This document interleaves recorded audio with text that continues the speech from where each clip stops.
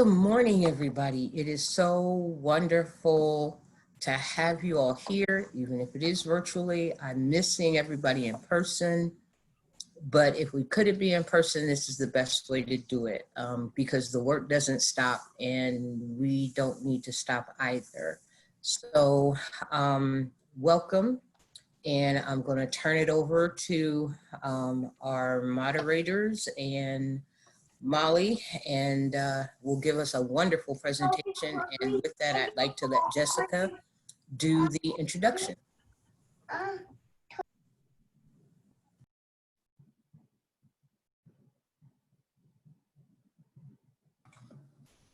Hi, everyone. I just want to welcome you all to our virtual National Student Parent Support Symposium. Like Tracy said, we were a little disappointed that we weren't able to do things in person, but we're hoping that this mini version will be just as successful. So before we get started, I just wanted to talk a little bit about the Access program at OSU. I am Jessica Perrin. I'm the program manager for the Access Collaborative program. And the Access program is an academic and social support program to assist parenting students who are pursuing a college education at The Ohio State University. So we offer a variety of services to the parenting students in our program, such as programming on parenting and life skills, child care and housing aid, and scholarship opportunities.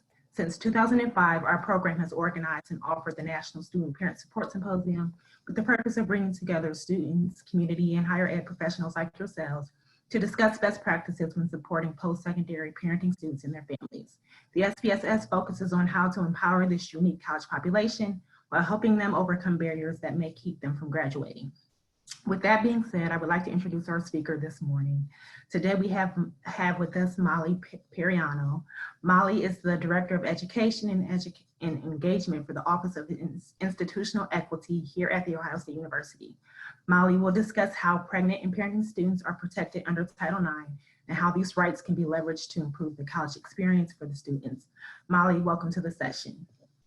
Thank you. Thank you, Jessica and Tracy and Jillian. I'm so happy to be here. I didn't realize participants were on when I said this earlier, but I'll be honest. I am a little nervous about the online platform, but I am very grateful for the opportunity that we could still gather. I attended the symposium for my first time last year, and I was just in awe of all the great work that's happening. And I also want to first just thank the collaborative and the three women that you just met, because they truly are doing amazing work, not just at Ohio State, but really setting a model for the rest of folks to support pregnant and parenting students. So I just want to make sure to acknowledge them. I'm so lucky to have met Miss Tracy, I think about 3 years ago. So I'm so glad to be here. I'm going to share screen and get these slides set up for us. Okay.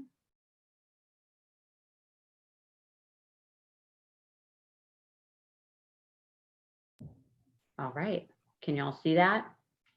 Great. Perfect, perfect, perfect. So we're going to focus on Title IX today. I want to be upfront. It is very legal heavy, but I am not a lawyer, and I bring things to basic speak. So hopefully it is digestible, it is helpful. If you do have questions as we go, please pop them into the chat. And I know that folks are moderating that, so just holler if that comes up. So first, and they can use the chat or the Q&A. Oh, good. Okay, that's perfect. So with that, I will do a brief introduction. So Jessica already shared, I'm Molly. My pronouns are she, her, hers, and I oversee education and engagement in our Office of Institutional Equity. So this is a newer office. We opened in August of last year, and on other campuses, it can sometimes be called the Office of Civil Rights or other terms, but that's basically what we work on. And then prior to this, I had the opportunity to serve as a deputy Title IX coordinator, and I was briefly our interim Title IX coordinator as well. So I feel really lucky to have had those experiences. So at this point, And Jillian, if you have the ability to pop up the polls, when I'm sharing my full screen, it took it away. So my first poll question to you all is just to get an idea of who has signed in. So if you wouldn't mind sharing what you most identify as, you'll see some options there on the screen. Perfect. All right, I see answers are flowing in. Oh, good, we have a good mix. Awesome. All right. Well, thanks everyone for answering. That was just to help me gauge who's here, so y'all can see we have some students on the session as well as some professionals in various capacities. So thank you. Very helpful. All right. With that, let's jump off. So I'm going to give a little bit of background and history just so we can level set. So this is the actual law of Title IX. Sometimes people seem a little harder than it needs to be, but this is the actual text of the law. And so this was established in 1972, and it's part of the US Code. And so it literally says no person.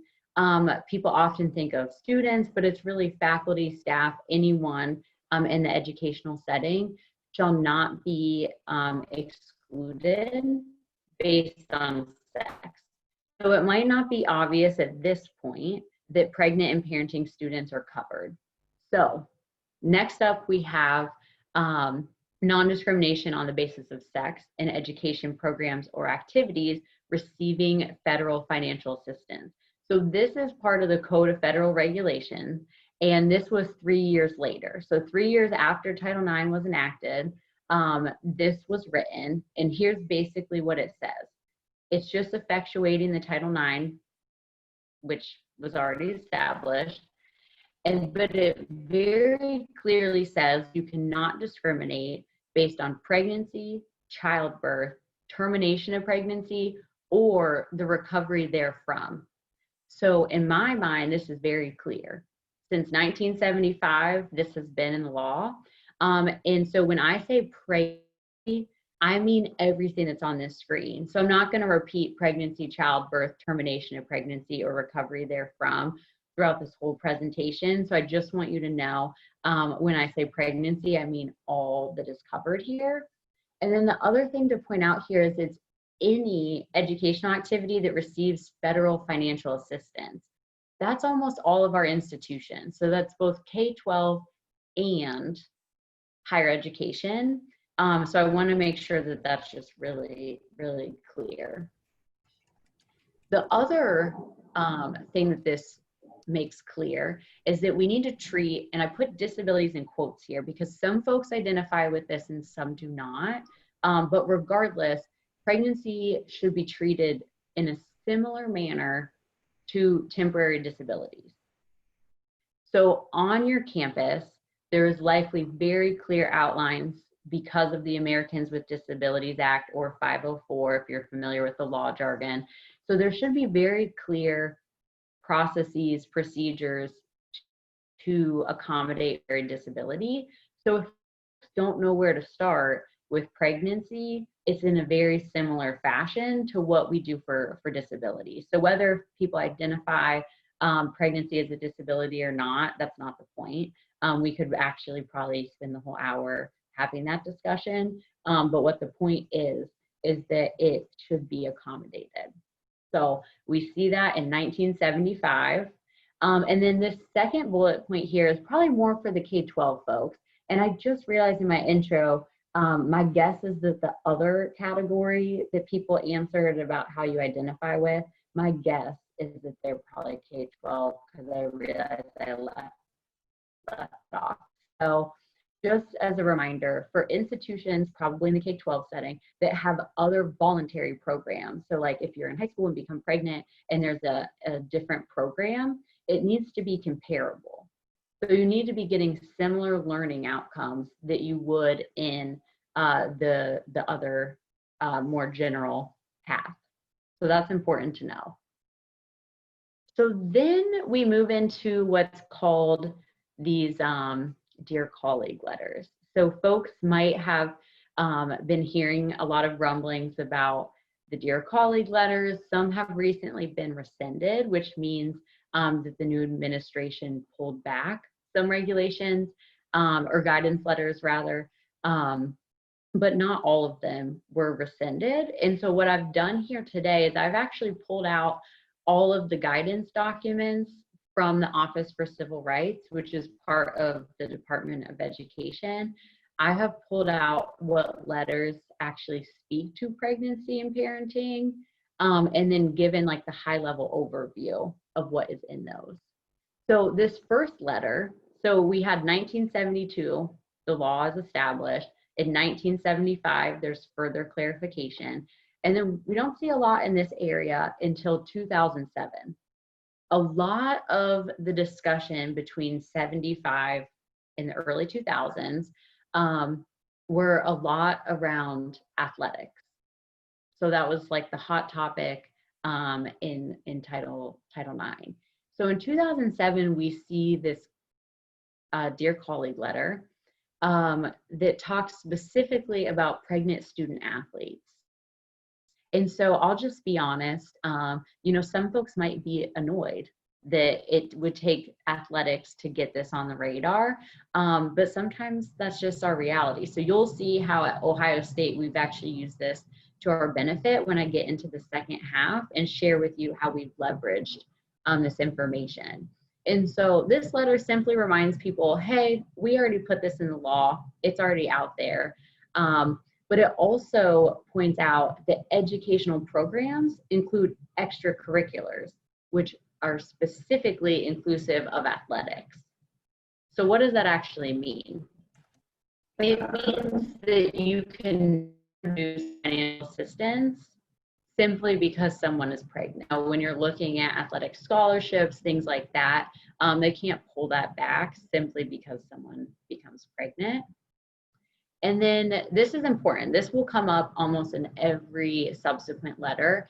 There can only be a requirement, to obtain a physician's letter of fitness to continue participating in the sport if it's required for other disabilities and medical conditions. So again, you see that the law says, treat it similar to how you treat other disabilities, other medical conditions. And so folks can't make you get some physician's letter if it's not required of all of that. So that's important to know. So then our next letter that we see is in 2013. And this is very clearly about all pregnant and parenting students. So there is a pamphlet that specifically focused on secondary education. However, it actually also applied to post-secondary. So a lot of times when people read this guidance or these early letters, they thought, oh, this is just about the K-12, but they made it very clear, no, this is post-secondary, this is about higher education.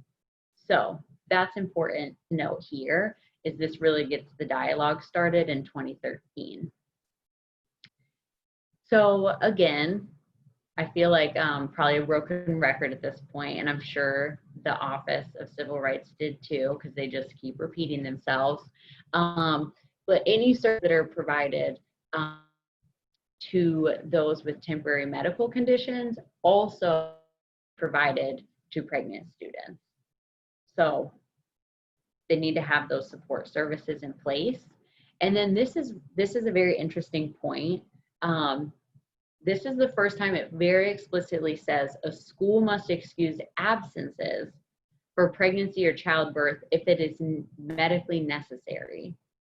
So when we get more into policy later on your own campuses, in your own K-12 schools, wherever you're enacting policies, it's important to note that schools can go beyond this. This is the floor, right? This is not a ceiling. And so this talks about things that are medically necessary, but a school could go beyond that. It just must excuse for something that's medically necessary. So that's important to know. So we also have this FAQ that accompanied the June 2013 letter. It very clearly outlines commonly asked questions It discusses accommodations, and again, talks about excusing those absences, but not just excusing an absence, helping someone make up the work. So it would be easy for a faculty or an instructor to say, like, dock you any points, but truly they need to be able to learn what they missed and have the opportunity to make that work up. So that's important. And then this is fascinating point. So it recommends that schools develop policies and procedures for pregnant and parenting students. It doesn't require. The only thing that it requires is to have a sex discrimination policy, but it simply uses the word recommends that it should include information about pregnant and parenting students. So you might find that some institutions do not address this in their policies, and this is where I wish that the letter had gone a little bit further and said that you need to include it. So also accompanying this June 2013 letter, this is actually an informational sheet called Know Your Rights, and it's for the students. So this is cool because it's actually from the student lens, things that they might want to know about their own rights.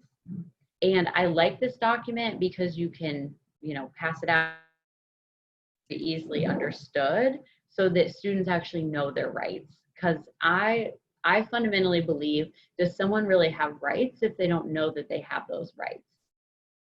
And so you'll always hear me orient back to the fact that, sure, you can have the best policy in the world, or you can have had this law from 1972 and 75 that's very clear, but if no one knows about it, is that really that helpful? And then Jillian, I see you have unmuted. Is there a question or something in the chat that I should be looking at? Yeah, you're okay. I was gonna hold it. I kind of answered it already in the chat, but there is a question about what exactly a Dear Colleague letter is. Oh, yeah. That's good. So thank you for that clarifying question.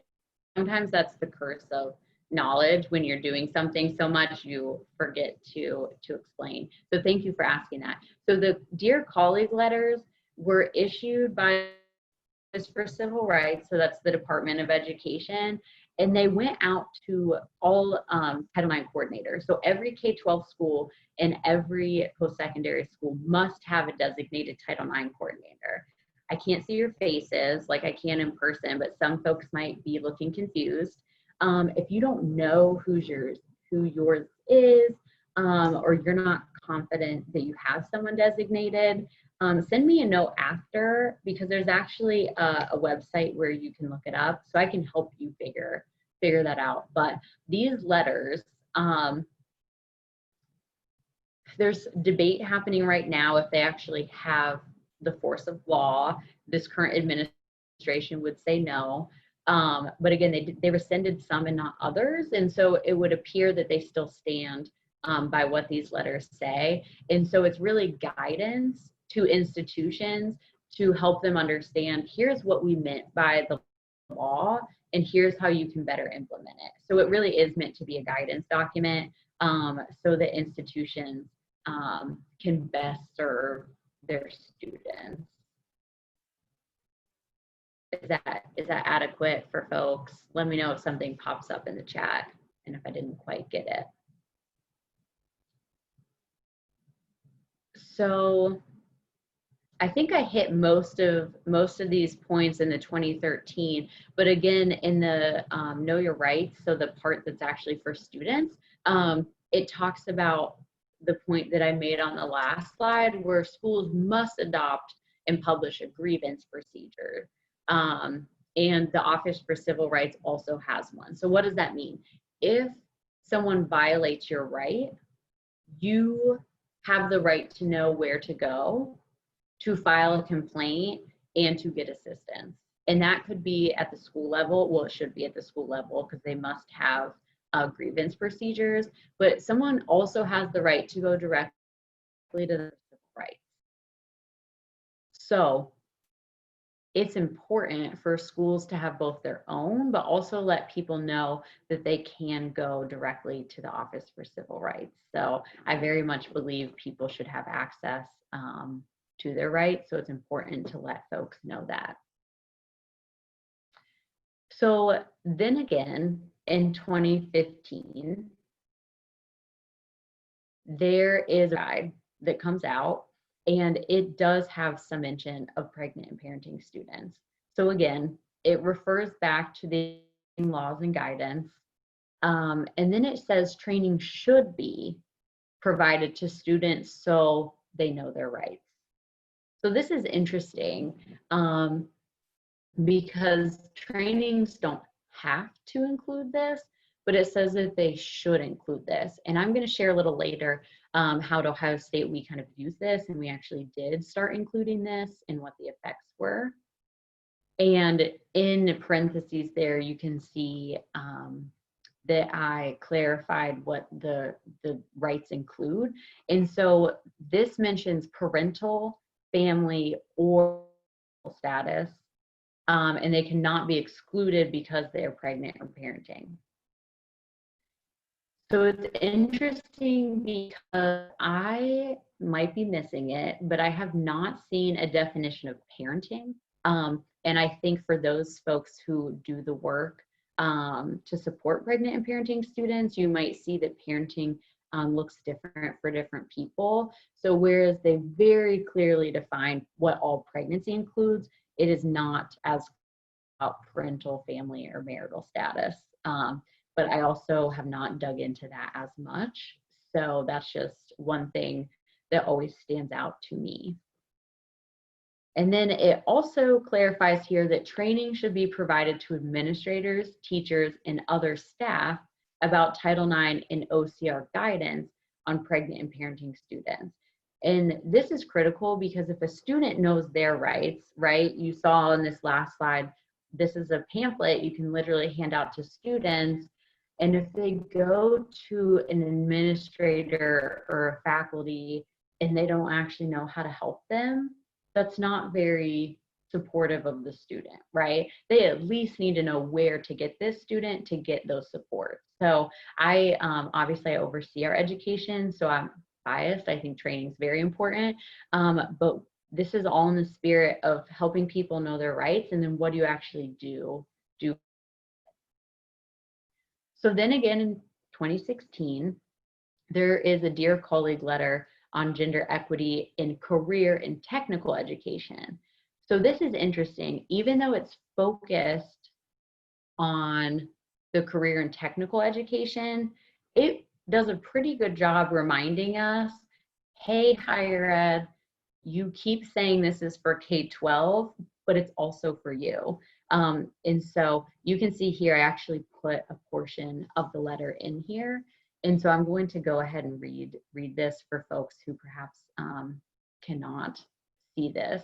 So Title IX protects prospective students from discrimination on the basis of marital and parental status, as well as on the basis of pregnancy, with respect to admissions to institutions of career and technical education. And this is where it's like, we're going to remind you of some other things, even though this isn't what the letter is about. Institutions of professional education, graduate higher education, and public institutions of undergraduate higher education. So again, it feels like I just keep repeating myself, but that's the point I'm trying to make. These letters have continued to clarify this information. So anyone who doesn't believe that this is a protected class is quite literally just not paying attention, in my opinion. So the other thing about this letter is it reinforces that participation is also protected. So back here, this is about the actual admission process, right? Because it says prospective students, so folks who might come to the institution, but this is saying once they're here, they're also protected. We need to make sure that they can fully engage in this educational process. It again talks about the doctor's note. So again, unless you're requiring it for other folks with physical or emotional conditions that require the attention of a physician, you cannot require it for pregnant and parenting students. It again reinforces the excused absences piece. And then this is fascinating. It actually shares an example of pregnancy discrimination. So in case it has not been clear in all the other letters, they actually share an example. So I will do a brief summary of it. So the example is that someone wants to, but the professor deems that the lab equipment is too dangerous for someone who's pregnant. So they do not allow the student to be in their class. And what the letter very clearly says is, no, you can't do that. This is a required course that's a prerequisite for other classes. And so you must allow this student to participate if they want to do that. So I think that this is the clearest example of an actual pregnancy discrimination out of all the letters, because they really actually walked through some pretty good examples. So this might be worth noting.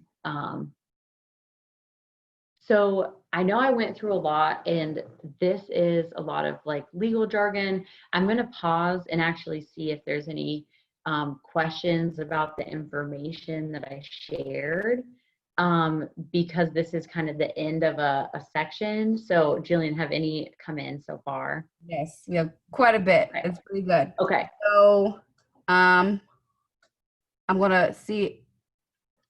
Can you see that question? Did that pop up? Nothing is popping up on my screen. Here we go. I got it. It's Okay. the question that's been asked for everybody who can't see it is that, is there a place where you can find all the letters and which ones have been rescinded? Yes. So nothing I talked about today has been rescinded, which basically, if you're not familiar, it means that the Department of Education said, we're going to take this back. It's no longer in effect. So actually, if I'm going to click this button, and it should take me out to the website. So here it goes. So this is the website, and I wonder if there's a way, Jillian, maybe we can share this out, or I can probably drop it in the chat. So I'll drop it in the chat, but this is a website where you can find all the information that I just went over. And so the website, so again, this is the US Department of Education, and this is the Office for Civil Rights. So down here, this is actually pretty nifty setup. It has the date on the left-hand side where that talks about like when the letter was actually issued, or the law or the guidance, whatever it has next to it. And then it actually has PDFs of all of these. So I'm gonna actually go to the 2016 one because that's the most relevant to what we just talked about. And you just click the PDF button here. And this is what they look like. So this, We're still seeing your shared slides. oh, you are? Hold on. Shares. Maybe new share, I think is what you have to click. Yep, got it. Okay, so let's go back. Thank you, Jillian. So I clicked on this website, and you can see here, this is the Department of Education's website. And then down here is where you can see the date on the left of when something was issued. And then on the right, you can see the actual law, guidance, whatever the document is. Can you see that, Jillian? Yep. Okay, cool. So I'm going to scroll down here to 2016, because nothing I just shared with you, they're not that understand. It's just a matter of knowing where they are and how to find them. So once you open these letters, I think you'll see that I really just compiled information to give to you. And so here's an example. So I'm going to open this letter. This is the technical college or technical education letter. It starts out, every letter is going to have different languages so that they're accessible should you need to reach out for that. And then it really just starts, and every letter, you know, that I mentioned actually starts with the words "Dear Colleague." That's why they're called Dear Colleague letters, but they're guidance. And you can see here, it just shares the information, and I really just gave you all high-level bullet points so you know briefly what has been covered in these letters, because my point in sharing this was so if you need a leverage point at your institution, you can go back and say, hey, this is already in the Office for Civil Rights Guidance, and you now have the skills to go find this letter and point to exactly the point you want to make as you're working with other administrators.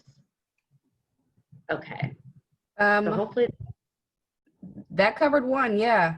Okay. Can I ask you one more, because you've kind of dipped your toe into it? So I did ask, do private higher education institutions have to follow these Title IX regulations, and how does that work?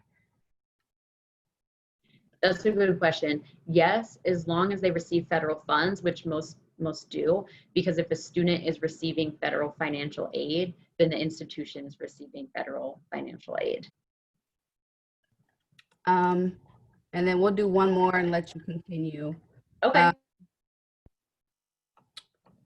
There's a lot of questions. So one that maybe you've kind of started with a few minutes ago is, how do you separate the rights of parenting students and then pregnant students? And they kind of ask in regards to children on campus, emergency absences due to children. Yeah. And that's where I think we could have a really robust discussion, at the end about this. But what I'll share is most of these guidance documents focus on pregnancy and things that are medically necessary. And so some folks have included in their own university policies that medically necessary for parenting would typically include an infant in their first year of life. But that's not explicitly spelled out to my knowledge. I think that's just like a practice, a best practice. And so that's where I said, this is a floor, not a ceiling. So this is telling you the bare minimum of what you need to be doing as an institution, but I would encourage schools to develop their own policies and procedures and go beyond the basic requirements. All right, I'll save some for a little later and we'll let you keep going. Okay. Let me get my screen back to the PowerPoint. Okay. Get back here. Okay. So again, I just wanted to equip more people with information on what their rights are and where to find this information so that you are equipped to have that. And I will always help you. You can always reach out to me if you're like, where do I find this? How do I get there? So I really quickly want to cover academic accommodations. When we were going to have the whole pre-conference, we were going to actually dive in and do some accommodation examples, but I'm going to just give you the basics and then tell you who you might speak to on your campus to learn more. And of course, Jillian and I talked about will there be other opportunities where we can connect and go through some of these examples. So hopefully we'll get to do this in the future. But for academic accommodations, I think I mentioned this earlier, but a student needs the fund course objective. So when someone is working through an accommodation, let's say someone's out for actual childbirth or they had a miscarriage and they are healing from that, and someone is helping with an accommodation, it's not just like, hey, you don't need to come, don't worry about it. They still need to meet those course objectives. And this is where it gets really interesting, because a faculty or an instructor have to have actually written out the course objectives for someone to be able to meet the course objectives. So we often have discussions with instructors or faculty and explain the importance of them creating a syllabus where they actually have the course objective, because that's considered like the contract between the instructor and the student so that they can meet those objectives. So sometimes we'll sit down with the faculty and they'll be like, well, they can't possibly miss this. And then we go back to their course objectives and I'm like, well, you didn't say this was a learning objective, so we're gonna have kind of a challenging time here. So if there's any instructors on the line, this is part of why it's important to actually have course objectives written out. And then the second prong typically of accommodations is the accommodation reasonable? So a question to perhaps ask is, does this cause an undue financial or administrative burden? I'll tell you, at a place like Ohio State, it's going to be really hard to say that something causes such a financial burden that we can't accommodate it. So it really, that comes down more to about your institution's financial capabilities or your administrative capabilities. So unfortunately, we don't have a ton of time to get into that, but if you're at a large institution similar to ours, it's probably going to be very likely that it is so burdensome to accommodate a student that we can't do it. I'd also like to just anecdotally share, I think that everyone having to go online because of COVID-19 has taught some instructors some valuable lessons. Things that people used to fight back and forth with us on, or say this is not possible to make up, we couldn't possibly stream this or do this online. I think people have learned that more things are possible than they thought. So this is a opportunity for people to think creatively, because of course we still want the student to learn, but we also need to understand that they have life things happening, and so how can we all win in the situation? Some examples include, I know that I've personally done, are accommodations for someone who had morning sickness. That would be medically necessary, if it's an extreme case of this. So that's an example folks probably wouldn't think of most readily. If someone's out for childbirth, I think that's the most obvious one. But unfortunately, there's been examples that we hear about where someone says you need to come back and take your test the next day. And I'm like, clearly you've never had a child or seen childbirth, because that's so unreasonable. So accommodating for someone to be out. And often doctors will write notes that folks need to be out for several weeks following childbirth at a minimum. So that's important to know. Miscarriage, the accommodations for that, again, someone's body needs to heal. It's obviously very taxing in many regards. So miscarriage is important to know. And then another example, just to help you understand like what the of these are, is, someone came to us and was going to have a child over the break. And so they were not going to return to university housing because our traditional housing does not accommodate for children. Of course, there's the Access program, which is awesome. Like, I can't say enough good things about it. But our on-campus housing is not child friendly. And so this person needed to get out of their housing lease. And so I simply just called the housing office and told them, you need to take care of this. So they've been great partners, but a lot of times it's just the student knowing where to go to find the person that can help them do that.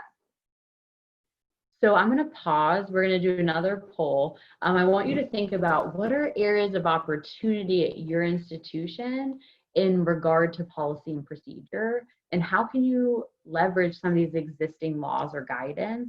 So with that, the question posing on the poll is, how would you rate your institution's current policies and procedures as they relate to pregnant and parenting students? So the top is, we have a lot of work to do. And then the bottom is like, we're the best we've got on. If you answer that you are the model, and I'd also like to talk to you and learn more about that. Okay. All right, this is helpful. So it looks like most people are saying, we're doing okay, but we could improve, which I appreciate, because everyone can always. And then I see there's a few folks who are pretty confident in what they have, which is awesome. For folks who have no idea, perhaps you didn't know that this even existed or should exist or might exist on your campus. So I would be happy to help you dig into that after this. Right. So I'm going to end that poll, keep it moving, unless Jillian did something pop up. No, we're good. Okay, cool. This is one of those moments, like I'm typically good at reading the room, but I can't see you. So that's tough. All right. So moving right along. So I'm just going to share a little bit. I wrote our journey because I think there's a lot of folks who are on this call and not on this call who had a part in some of this. So this is from my lens. This is not all inclusive. So I just want to make sure to clarify that. So back in about 2015, 2016, I started working in our office of University Compliance and Integrity, specifically in Title IX. And that's when I first learned that there were all these protections for pregnant and parenting students. But when you heard people talk about Title IX, it's not typically about pregnant and parenting students. It's typically about other forms of sexual misconduct. And so I'm like, well, where's our policy on this? Where's our information? And we simply just didn't have it. We, of course, had the Access Collaborative that's doing great support measures, but in terms of policy language, I just wasn't seeing it. So we actually got a multi-disciplinary team together. We started talking about what would a model policy on our campus look like. And I put up here a TICSA. So that stands for the Association of Title IX Administrators. I have a lot of respect for this organization. They are very smart people. And they actually took the language of the law and then their experience working with institutions, and they created this model policy that schools, you know, who are TICSA members, like at Ohio State, we are super member, you know, they can use this as a template. And so we actually proposed to have a policy on pregnant and parenting students. And this is where you can go beyond the floor, right? If you want to talk about how do we accommodate for young, you know, children of our students, this would be the place where you would come to an agreement as an institution. And so we teed up a policy proposal at Ohio State, but it got shut down at the beginning stages. So we have a pretty robust policy process. And the questions we got back were about how many of our students does this actually impact? This doesn't sound like it's that, you know, big of a deal.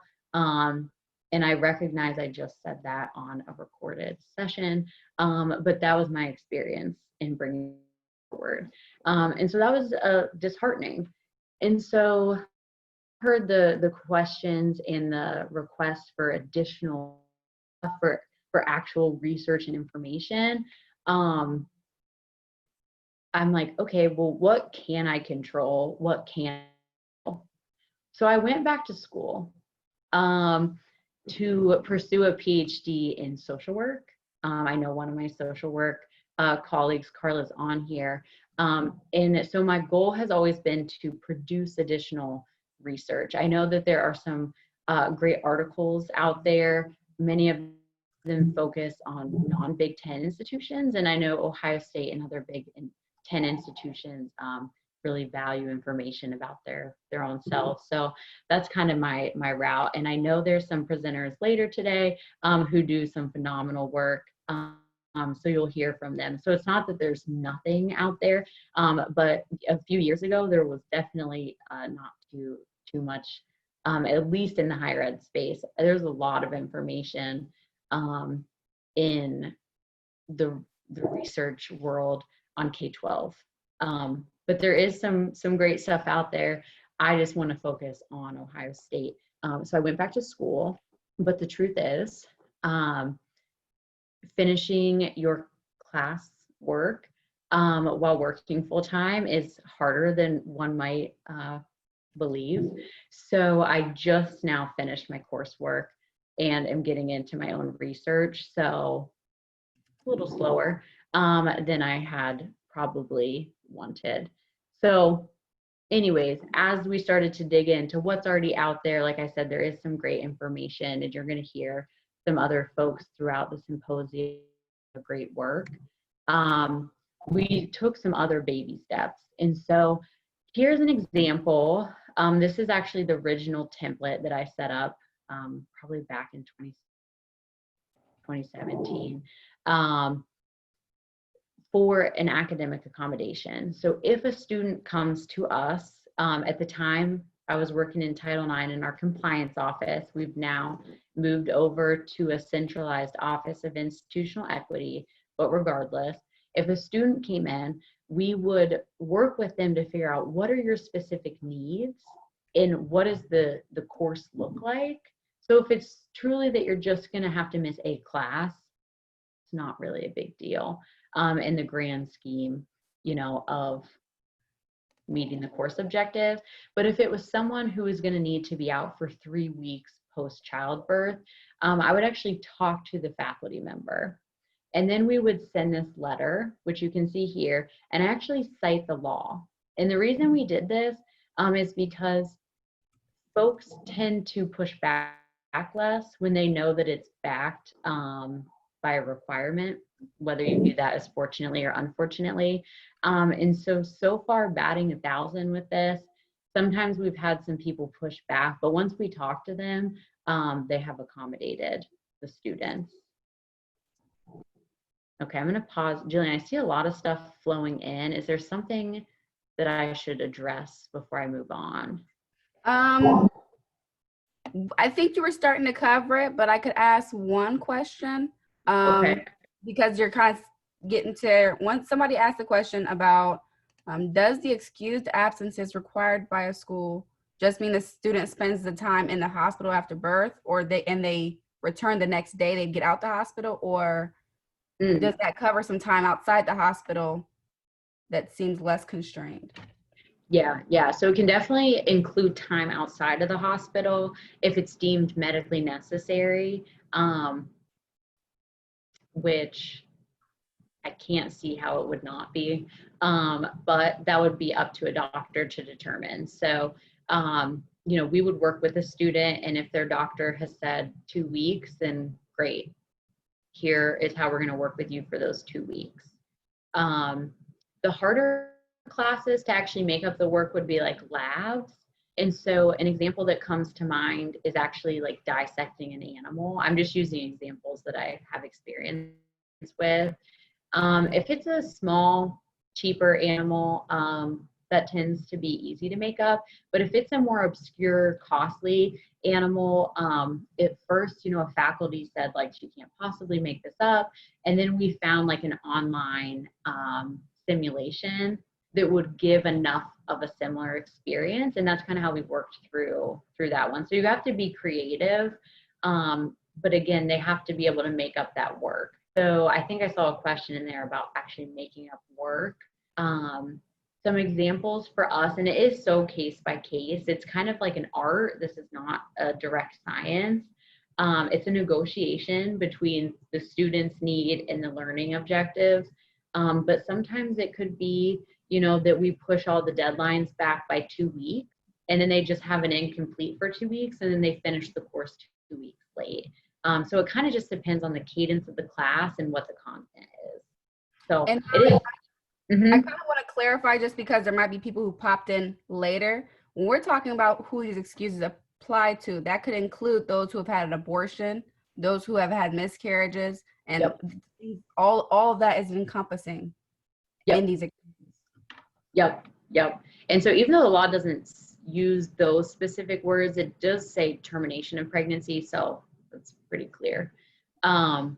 So that's important to know. So accommodations, like I said, I would recommend, if you want to do accommodations but aren't sure how, like a 504 ADA coordinator training will definitely go over this. So Americans with Disabilities Act, and they're similar. So you'll get the fundamentals that you need. Like a TICSA has a training. But let's say you don't have the capacity to go get trained, or you're a smaller campus and everyone kind of does everything. You have an ADA coordinator by law. I would partner up with them because they have the skill set and have worked through very complex accommodations, so they can be very helpful in this. Okay. So that's the first thing we kind of worked on is teed this up. Oh, and then that was a graphic on the right to remind me, it's one thing to be doing this, but you have to tell people. So in our Title IX presentations, I just started to mention that pregnancy was covered and that folks should come see us. And then the cool thing is if someone came in for their academic accommodation, I could then send them over to Miss Tracy and her team in Access Collaborative to get ongoing support much beyond what we were ever going to provide or could provide, right? We don't have that skill set, but we had a campus partner that does. So that was the other cool thing. Or if someone was in Access Collaborative and they needed an accommodation, they would send the student to us to get that letter sent to the faculty. So that was a really cool partnership that we've built and continue to build on. So we all worked on an excused absence policy or a syllabi statement. So our university was working on an excused absence policy. I don't know where they're at, but I did send them some suggested language. And of them finalizing that, we're actually going to put out our own office's syllabus statement where we put in the information about pregnancy and parenting. So here's an example of some initial draft language. And you can see here that we actually wrote out pregnancy, which includes, to Jillian's point, because if people don't know it includes false pregnancy, termination, or the recovery, why would they ever think to come get that help? So this is hopefully going to make it in a syllabus near you, if you're a Buckeye, by the fall. So fingers crossed on that. Another thing we did, and again, these are just like baby steps, right? Because like the dream of having a standalone policy just died. So we had to come up with some other options. So when we redid our non-discrimination harassment policy last year in preparation to open our office, we expanded the policy from simply applying to faculty, staff, employees, to also being more inclusive of students. And you might not be able to see this, but at the list of protected classes there, we put pregnancy in. So employees had always had language in there about their protections with pregnancy under the law, but students had not previously been addressed. So this was literally a one-word change that potentially had a huge impact on people, because if you are looking for support or what are my rights as a student and you search our policy database, if it never said the word pregnancy, it would never pop up for a student. So now if you search the database and put in pregnancy, this should pop up for them. So they at least know where to go to get started on knowing what their rights are. So a baby step. Was it my dream come true? No. Was it better than nothing? Yes. So baby steps.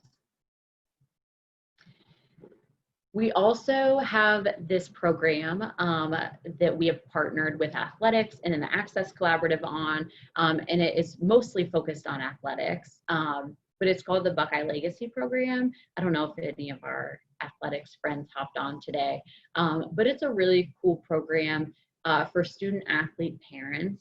It's kind of like group sessions, and I know Miss Tracy and Access have provided some of the education. We've covered, here's some of your rights, if you need to be out for some reason. And we've also, so in addition to the programmatic pieces, have helped, we're working on the athletics guidelines right now. So making it clear what their rights and options are in their athlete handbook. There's already language in there. We just want to, clean it up and make sure it's the most current. And then we're working on some rights and options awareness. So letting student athletes know in like a short video. That's kind of what we've been working on. Hey, did you know that you were protected, you know, in these ways?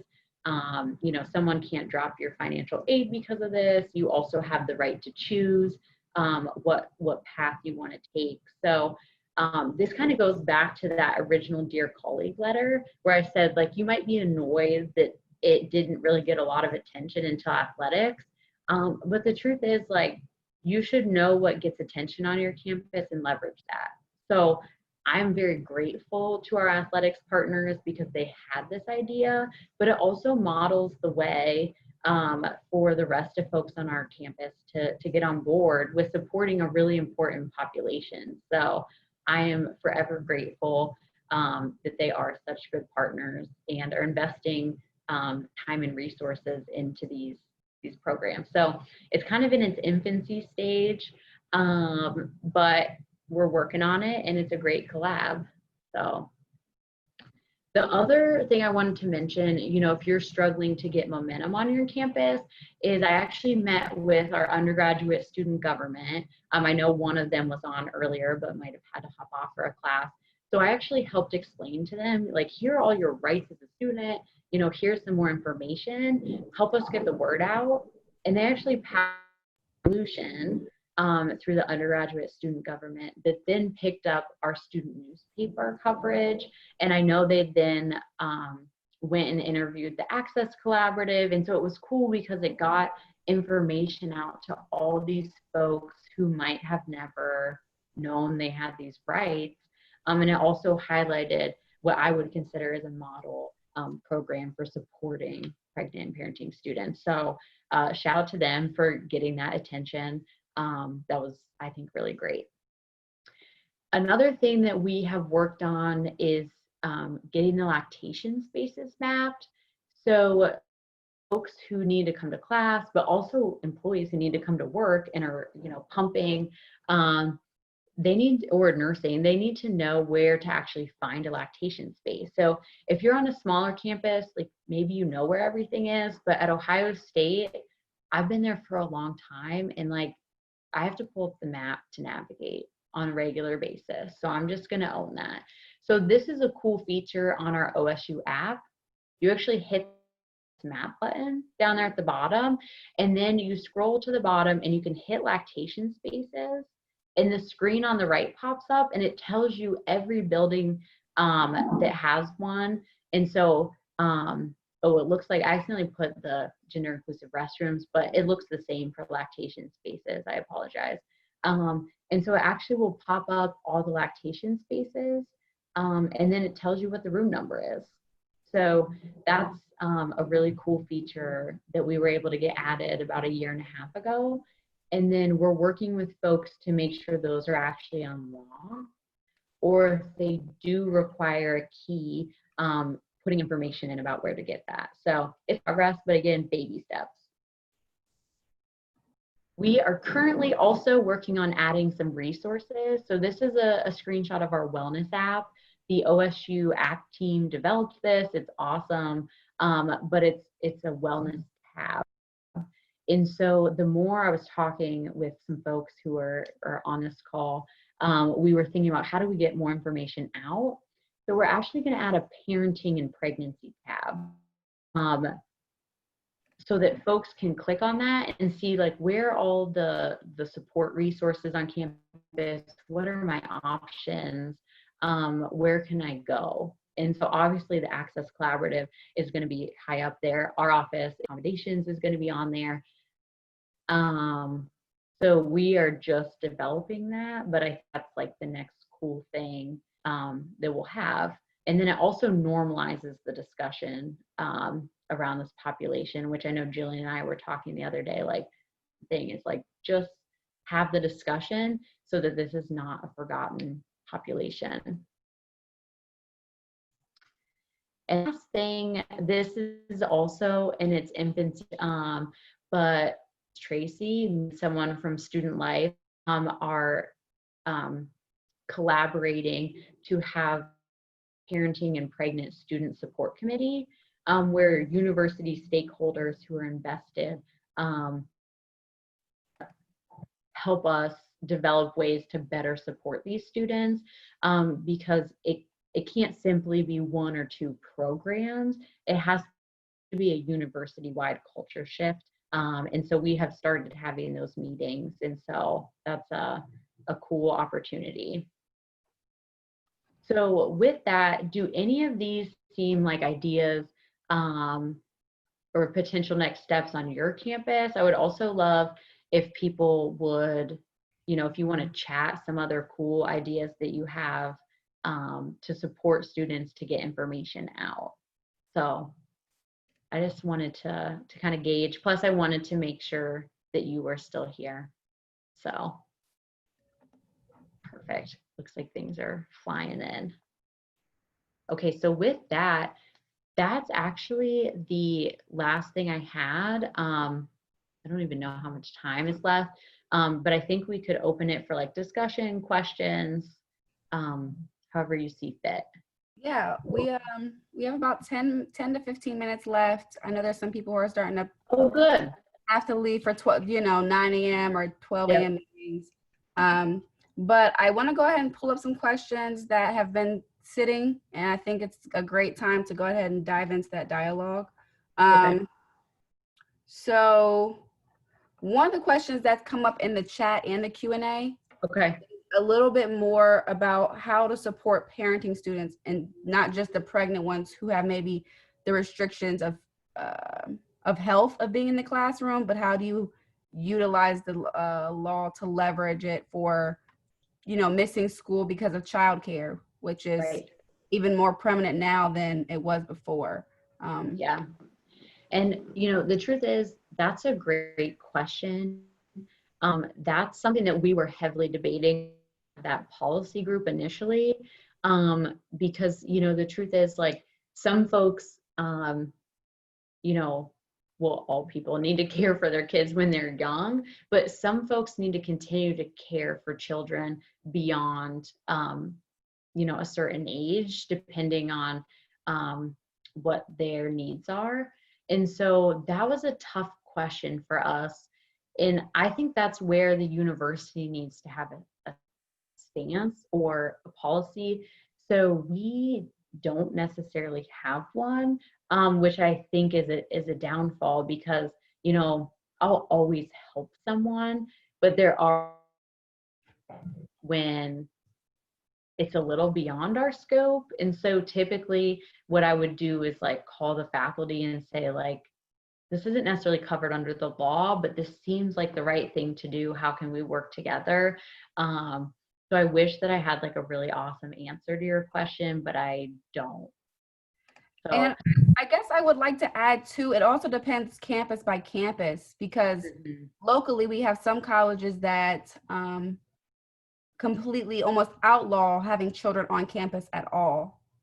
However, our institution doesn't have a policy like that. So it kind of sometimes becomes a thing of you work with your professor, and if the kid doesn't have school and the professor's okay, gives you the okay to bring the kid to class, that kind of goes by case basis. But some institutions have a policy that actually says and delineates you cannot bring your kid to campus. Right. And go ahead. I see a question here that is so I see that Kiara's here, so super happy to see. So there's a question about LGBTQ, and that's why I made the note that parenting isn't defined as well as I would like it to be. And I know, like, on our employee side, we actually define what parent is. So it could be adoptive, so it could be non-biological. But unfortunately, I don't see anything in these guidance letters or in the actual letter of the law that goes there. And that is a miss. So that's where I think the law is a floor and not a ceiling. So we could go beyond it if we actually wrote out what our institution's expectations are. Because I agree, like, that's a huge miss. And I think that helps because then it covers parents who are adopting and all those other spaces of caregiving. And it protects even students who maybe, take care of siblings as the caregiver. Yeah. So I also see, so I see something about nursing clinicals in here. I would just like to have a moment with the person who wrote this. Like, yes, they tend to be one of our more challenging accommodations as well. For folks who aren't as familiar, if there's a clinical involved, they have to have certain numbers of hours to get a licensure in some fields. And so for that, I really do think that's where you need to build a sustaining relationship with the directors of those programs. So what we've tried to do is figure out, like, could they make up those clinicals?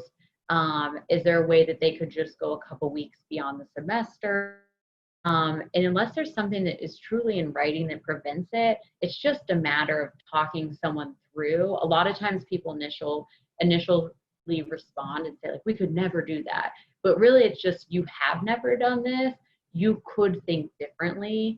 And that's where I mentioned, like, this this distance learning, I think, has helped in some areas. Now in nursing clinical, they still need to go be in person, but that's, you know, do I have the best answer? No.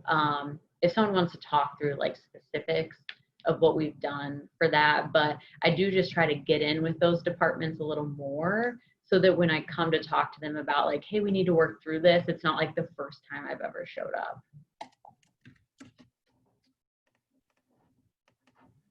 so that one, because someone also, you know, asked simply about student teaching and other things too. So it's like any licensure program where it's time required in that space, it becomes a challenge. And it kind of rolls into a question that Robin asked about having students who have to take the entire semester over, which I feel like that is maybe partially why they might have to take it over if they miss so many hours. Right.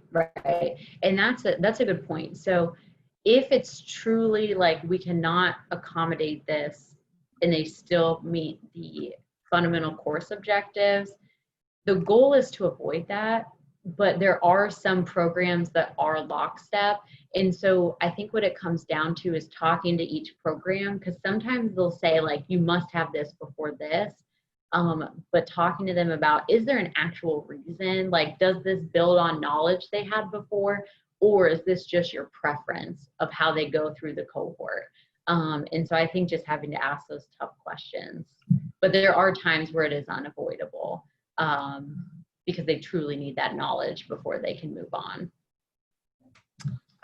So there's a really good question that kind of, I think, might be very new to this space as you talked about the legacy program. Someone asked, Sherelle asked, if the student athlete becomes pregnant, can they keep their scholarship even if they're no longer able to perform?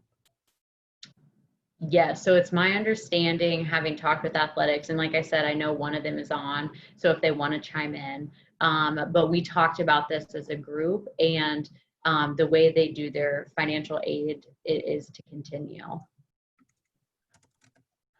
I'm looking at the chat because if someone wants to chime in or correct me, but that's my understanding based on my discussions with our athletics department. There's also, the other thing I'll mention about athletics is there is an NCAA toolkit out there that answers a lot of athletic specific questions. It actually outlines the financial aid portion that I just mentioned. And so if you just Google NCAA toolkit and put the word pregnancy, it will pop up as a PDF. And it's actually a pretty good resource. I'm going to ask this final question, and it's kind of lingered in the chat and a few other places, but I know it's something that we're in contention with in our own campus about housing and how you protect parenting students in the dorms and how you leverage this law to validate if you have freshmen and sophomores required on campus and you have a freshman student with a kid, but you don't have student housing for them. Yeah. How does that work? Yeah. So for folks who are like, why is she smiling? Such a tough topic. I'm smiling because we have discussed this on several occasions. So my personal opinion, so I want to make clear, like, what is fact, what is my personal opinion? My personal opinion is that if we say that this living on campus enhances your academic success, not create that opportunity for a pregnant or parenting student. So I really struggle with not having child-friendly housing on campus. So that's my view, that's my opinion. You know, if it's good for other people, why would it not be good for them? It would need to be specialized housing because of the restrictions of having kids running around in the dorm setting, because we also need to keep kids safe. So as the office that also houses youth protection, I don't want to sound naive, you know, there would need to be things in place to keep children safe as well. And so I, you know, look forward to doing those opportunities. But I don't see anything in these letters that specifically talks about housing. But I will go back through and make sure I haven't missed anything. But it's a great question, and one that you should definitely engage in on your campus. I know Tracy and I are having that discussion with folks on that committee we talked about. Yep. That committee hopefully will be able to become a model institution one day through that. So I want to go ahead and wrap up, but I want to ask one question, one more, because when we talk about this parenting term, I think it is difficult because we're finding that a lot of the programs that we have, funding that we have, and things like that are typically for custodial parents. So someone asked, what kind of protections are available for parenting fathers? And I would even add non-custodial parenting fathers. Yeah, and I think that's a good question, and I'm going to answer it the same way I answered another question, which is not ideal, so I apologize. But that's where I think the law really set a floor, and we need to go beyond it. And so I think we need to clarify what the protections are for fathers, depending on how, you know, your institution chooses to interpret medically necessary for the infant's, you know, first month of life, for example, then you would need to give those rights to both mother and father. But the way it's written now, it really is more of that parenting, pregnancy. And like I said, it doesn't necessarily define parenting unless I've missed something, which feel free. I'm sure you've picked up. If I get something wrong, just correct it. I will put my pride aside. So I do think that's something that we need to create momentum for, to include fathers and then to include non-custodial parents. Yeah, I think that's what we will all find going forward, that we will need to do better at, because even beyond a pregnant student, a parent student, how does a father who maybe lives in the dorm and doesn't have full custody of the child, how do they even serve their parental rights because they can't bring the kid to the dorm? Correct. So I hope and pray there will be more room for that to grow. Yeah, I agree. And again, I think that's like a good summary of what this presentation was for. You know, I think we first need to get the basics down, like what does the law require us to do? If we haven't even done that yet, like let's get it together. And then as we get to that floor, we want to be as an institution. So please don't limit yourselves. Like this is a minimum of what we should be providing to our students. When we talk about, you know, access and equity, like we really do need to talk about all of our students, not just the ones that we want to focus on. So there's just so much opportunity. Again, I just wanted to give you some tools that might be helpful to you, you know, as you work to leverage relationships on your campus, but also to get some better policies, better procedures in action. So there's a lot of work to do. I know we'll continue to have these discussions for many years. So thanks for joining as we kind of started the discussion today. Yes, thank you all so much for joining us. We're going to try to stay close to time because we recognize everybody's very busy. So we're going to go ahead and close out the session. I want to say a few things. When you close out your session, you'll have a survey pop up. Let us know how you felt about the session. That improves our abilities to provide for you and make sure that all the content that you wanted is here. Additionally, I want to mention that there is a session coming up later on today at 2:30 p.m. That session is regarding policy updates affecting parenting students in higher education. And that is with Lindsay Cruz from IWPR and Portia Polk from Ascend.